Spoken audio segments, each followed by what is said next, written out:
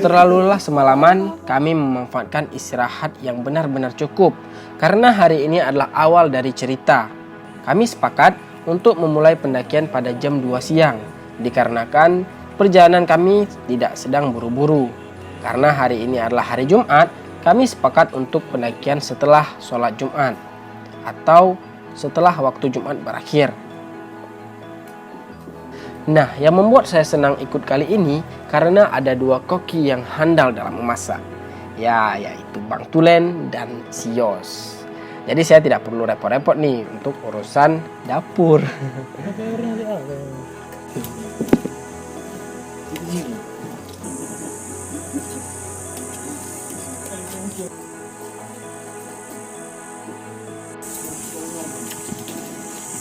Selesai kami makan siang, kami bersiap-siap dan beres-beres perlengkapan yang akan kami bawa.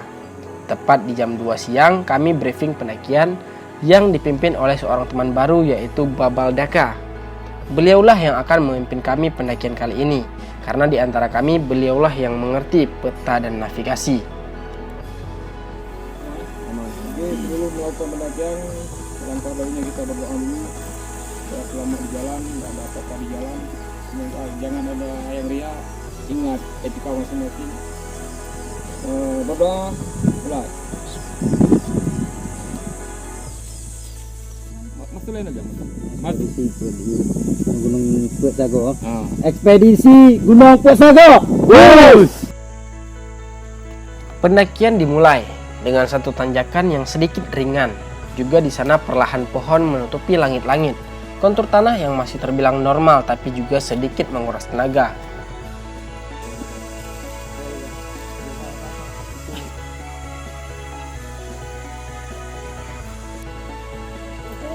Semakin memasuki hutan, semakin sulit saja trek yang kami lewati. Tidak sedikit pula pohon yang tumbang akibat cuaca dan penebang liar. Di tengah-tengah perjalanan, saya juga sangat terkejut melihat ada sebuah masjid di tengah-tengah hutan yang tidak ada penduduknya. Assalamualaikum. Saya sangat penasaran, kok bisa ya di tengah-tengah hutan ada masjid? Apakah di sini pernah ada pemukiman atau hal lain? Ini adalah masjid.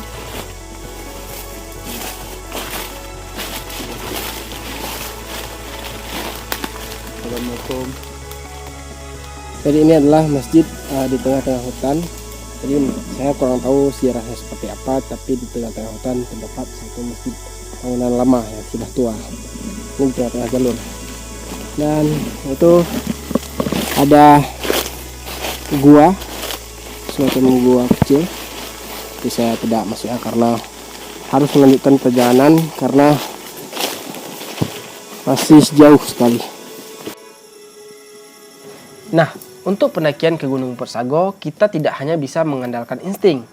Karena jalur di sini sangat sulit ditebak, jadi navigasi sangat diperlukan jika mendaki ke Gunung Puat Sago.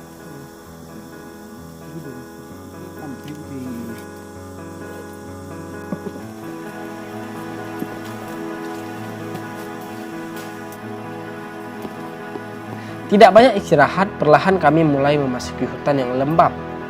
Juga saya menemukan bunga yang langka, yaitu Rafflesia. Sedikit saya bacakan. Rafflesia arnoldi adalah genus tumbuhan yang parasit. Bunganya tampak berbau seperti daging yang membusuk. Karena itulah dia disebut bunga bangkai atau bunga daging. Tumbuhan ini sangat jarang ditemukan. Pertama kali ditemukan itu pada tahun 1818 di hutan tropis Bengkulu, di suatu tempat dekat Sungai Mana, Lumbuk, Kabupaten Bengkulu Selatan, Provinsi Bengkulu. Itu artikel yang saya bacakan di internet.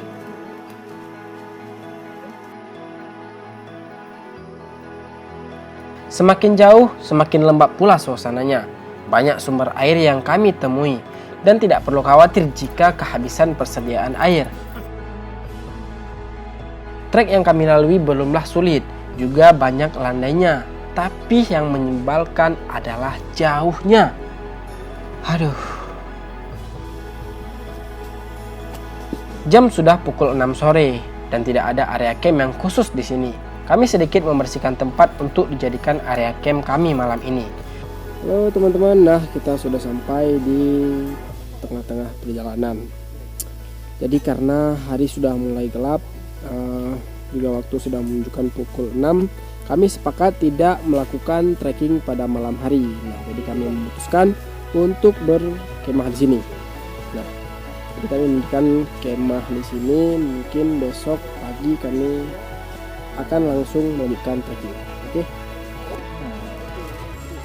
Mendirikan tenda dan mengambil air, juga memasak, semuanya mempunyai tugas masing-masing.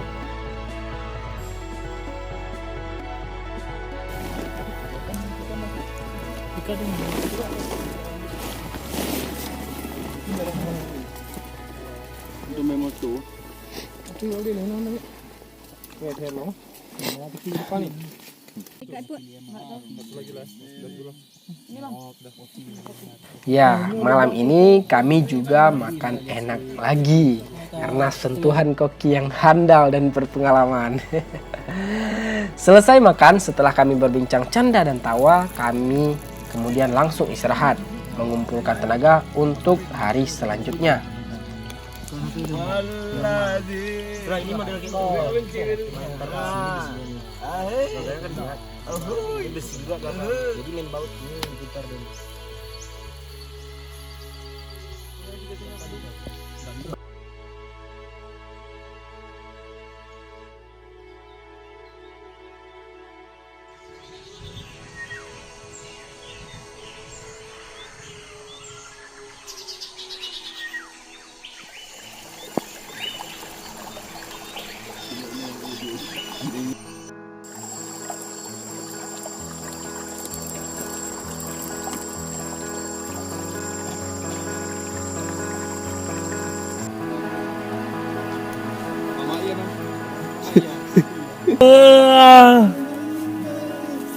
Habis sendiri Bang ya.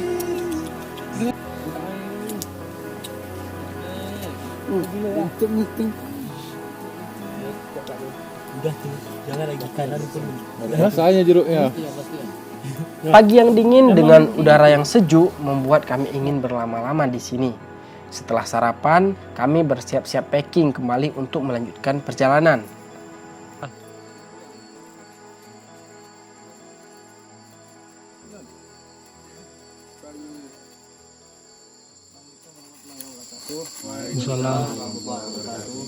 Alhamdulillah, ini kita pendakian untuk hari kedua. Jam sudah jam 10:15. Ini kan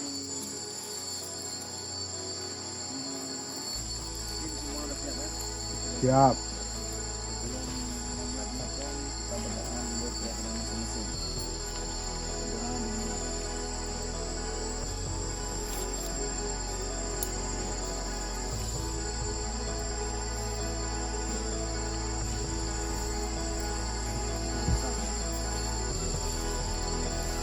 Kumpul. Jangan ada yang tinggal ya. Ingat nomor masing-masing ya. Camping Pusago, oke bu. Ekspedisi. Ekspedisi camping Pusago, oke. Slogan kami selalu berubah tiap harinya. Tidak ada yang pasti, juga karena sebuah kepastian sangat sulit ditentukan. Bukan karena tuntutan, tapi karena kemauan.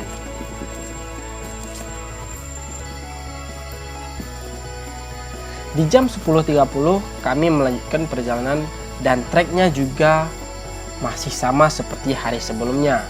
Beberapa kali kami memperhatikan peta agar tidak keluar dari jalur.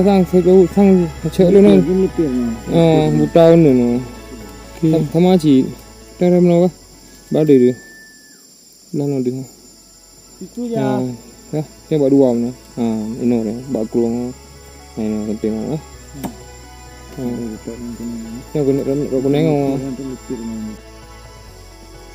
Terik matahari juga sedang berada di atas kepala.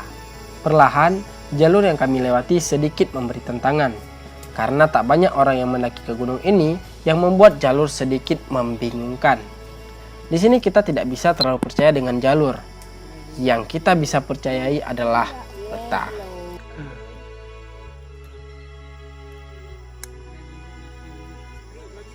Iya, slow.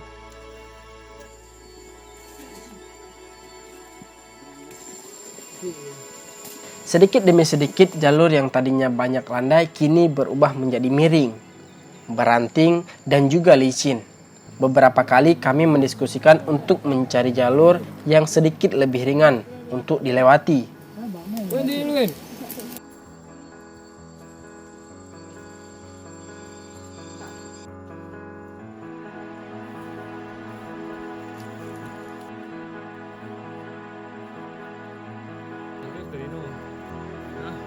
Hutan itu sini nih, hutan di sana. Di kiri nih. Ikutin sungai. Ya, bikin sapu sini jaraknya lumayan nih, hampir 200 meter ya dari sungai nih jaraknya.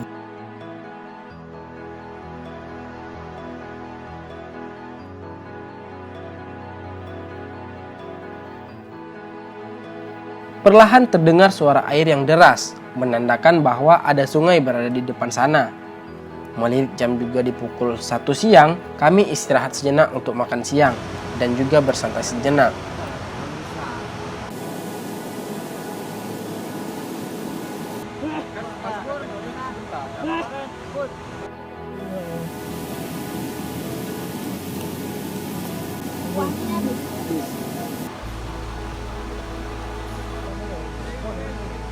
Tak diberi waktu luang selesai makan siang, cuaca yang tadinya sangat terik kini hujan datang. Waduh, memang datang tanpa sebuah undangan yang memaksa kami harus melanjutkan perjalanan. Jalur yang tadinya asik kini menjadi lebih menyebalkan. Ah, ya sudahlah, nikmati saja.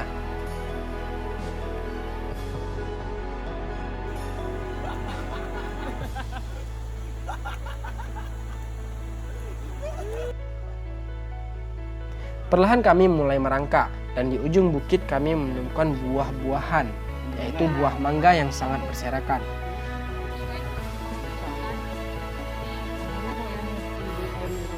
Wow. Betul.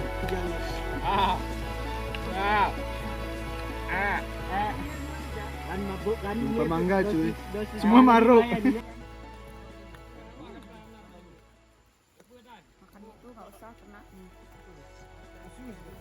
Gimana sensasinya, Bu? Macem.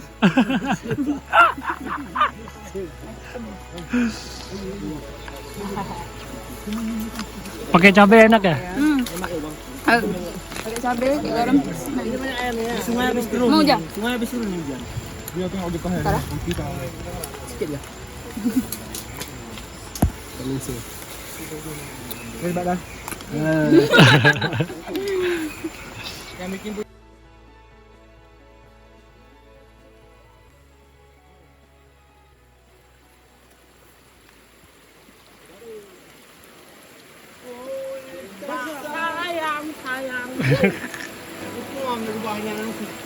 Ayo. Bre, gimana sama trek futsal? masih better lah dibandingin Clayton. Masih panjang tapi ya treknya? 2 hari lagi. 2 hari lagi untuk sampai ke puncak. Enggak, puncak 3 hari. Oh, puncak 3 hari. Lu jangan ngasal, Bre. Skoy naik lagi. Perjalanan semakin berat saja ditambah hujan dan trek yang miring juga licin. Juga banyak jalur yang tertimpa pohon. Jalur di sini tidak semuanya naik, tapi juga tidak sedikit yang turun. Di sini kami tidak perlu khawatir akan kehabisan air karena sepanjang perjalanan kita akan menemukan sungai. Sampainya kami di sebuah sungai yang luas, ini menandakan bahwa perjalanan kami akan semakin berat setelah melewatinya. Jadi berhubung sudah jam 5 sore, kami akan mencari area camp sekitar sungai ini saja. Mempersiapkan tenaga untuk perjalanan besok yang akan menguras tenaga. Sejak awal kami juga sepakat bahwa jika sudah jam 5 sore, itu waktunya mencari area camp dan juga tidak melakukan pendakian saat malam hari. Jika kami melanjutkannya terlalu mengambil resiko karena jalur di sini siang saja sudah sulit, apalagi malam hari dan kami tidak sedang berburu pula. Lokasinya kita ngecamp di pinggir sungai. Nah, Di sini karena kecerobohan saya, frame tenda saya patah. Padahal ini masih hari kedua. Sial sekali bikin repot saja.